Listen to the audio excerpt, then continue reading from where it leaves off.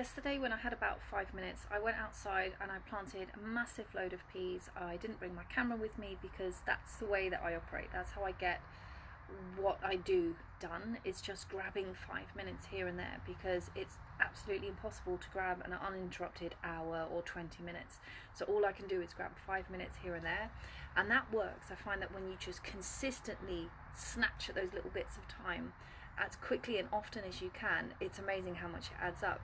So I want to show you one of the ways that I plant garden peas so that I can plant loads of them a little bit earlier than I would do, and I don't have to bother putting them in a potting mix and potting them up and all of that faff. This is where I've planted all of the peas. To clean this is all dirt that's on the outside. I've already cleaned the inside.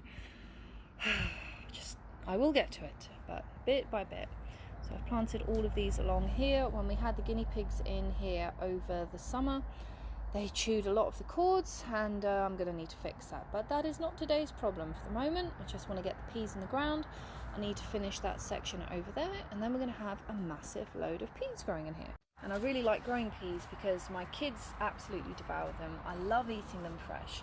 But also what I can do is for storing them, I can just dehydrate them and then rehydrate them and either cook with them like that, or I can sprout them, and they're just really straightforward food. Some of the food that when you grow it and then you need to preserve it, it's so faffy and it's so long-winded, but I don't need to do that with peas. I can just put them out on a tray, let them air dry, stick them in a jar, and they will last several years. You can kind of treat them like beans, and I think it's a really slept on technique as far as growing food that is easy to store. I mean, fine, you're not going to exactly feed your whole family on peas, but it's a really great supplement.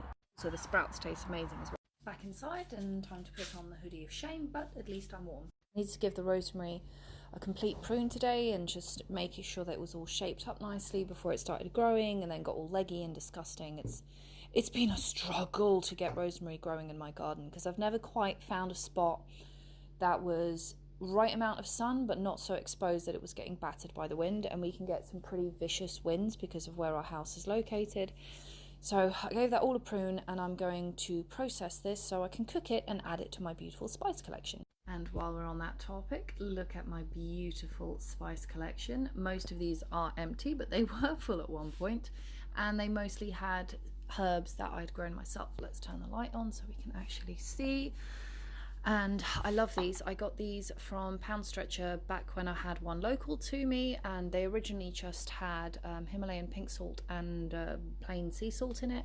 So I bought an absolute loads of them, and I've got things like chili flakes. I think, is that my rosemary? No, that's my thyme.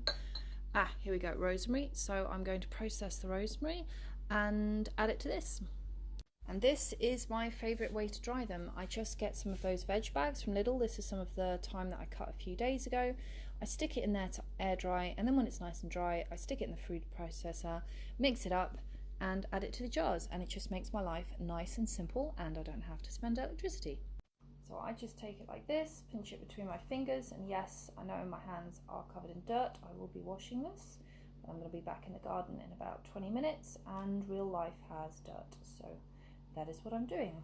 Take all of it and just pull the rosemary off into a pile, leave it to air dry, and then a few days once it's dry, I'm just going to stick it in the food processor and turn it up into a much smaller, more palatable size.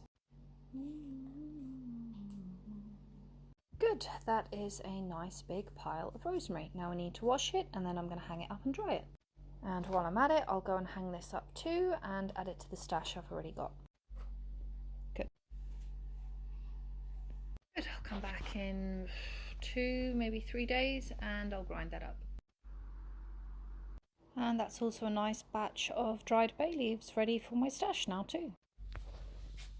Good, and I still need to fill everything up, but it's almost a new season, and then I can start filling everything up and building up my stash again.